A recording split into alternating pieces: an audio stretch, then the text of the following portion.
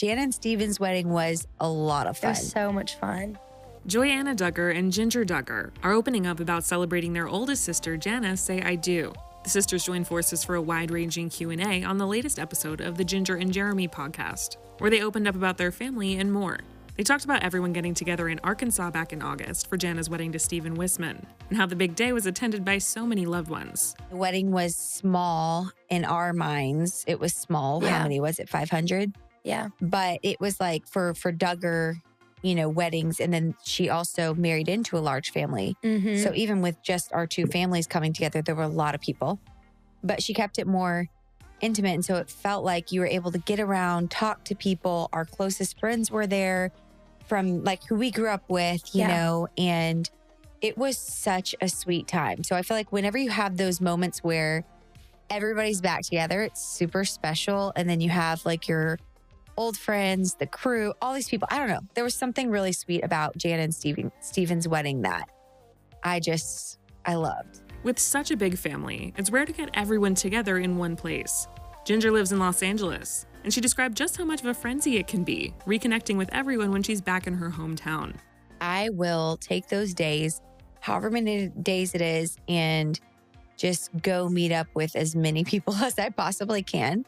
And I usually leave that time so exhausted, like so excited that I was able to have that time, but also completely wiped. Jeremy just knows to expect it because there's so much energy, motion, all these things, because we're going nonstop. Because living away, I don't get to see a lot of them. Jinger went on to explain how even if she has the better half of a week in Arkansas, that time can hardly feel enough. If you're there for 5 days, that seems like a lot of time. Yeah. But when you have 19 siblings and then you have the in-laws with that, like their spouse, and then you said 39 grandkids. Yeah. I struggle to remember all the names of the grandkids. Oh, yes. I have most of them down, but there are just a couple, and the newer ones, they're more added, all the time. So I feel that pressure and like, no one else is putting it on me. Jana only lives 35 minutes away from her family members in Arkansas. But even for her, staying connected and up to date with every family member can be just as challenging. It's definitely hard to keep up with all the siblings, because I was telling somebody asked me the same question. I was like, if we had one sibling over a week, it would take 19 weeks to get through everybody. Yeah. Like, that's a lot of time that goes by. And anyway, so I feel like we connect. I think we naturally connect with some more than others. And whether it's we go to church together, we'll see them or whatever. And then some of us I'm really close to a couple of the sister-in-laws, so we see each other quite a bit, working out together. Jana says that she's currently found a balance by having different siblings over a few times a year. Honestly, it's probably once every 6 months we'll have one of the siblings to our house. Like, we'll rotate. So every 6 months we'll have whatever, Joe and Kendra over, or we'll have another sibling over, or we'll go to their house to hang out. And so it is definitely hard because we all have our own friend groups. Church. And you're seeing them at like church, you'll see or you'll go out to lunch after church. Birthday parties, we'll see each other randomly here and there, but it's not like we all hang out all the time. While family dynamics have evolved over the years, Jana and Jinger have gotten even closer, even while being thousands of miles apart. Jinger explained why this chapter of life has allowed them to connect more deeply. Even though we live further away than we did, in our same bedroom. Yes. I'm just like 10 feet away. I'm just 5 feet away. It's different because when you walk through life and you're in the same season of life, yes, there is a sweetness, and there are also trials. You walk through the same trials, and like growing up in the same family, it just kind of there are things that you are experiencing that you can talk about with your sister, and I feel like we also don't have as many I don't know how to say it, walls up. We're more chill and we're more real about what we're walking through than we ever have been. And that's what's really cool. Jana had the same perspective on it and shared that motherhood really helped bring them closer. We really haven't connected until since having kids, really. Yeah. And then even then, I feel like we both I have a very similar testimony to you of having my walls up and I felt like I had to have it all together. Mm-hmm. And I feel like in the last 3 years, I've really learned that we all have problems and we all have struggles and we're all a mess. And, you know, motherhood is hard. And I feel like you've learned that, and just to be real with people. And I feel like for both of us, that's helped us in our relationship, just to be honest and open. Joanna also spoke about Ginger's book, Becoming Free Indeed, My Story of Disentangling Faith from Fear, and shared how it helped her better understand the ways in which her faith and personal beliefs diverged from the teachings of her upbringing.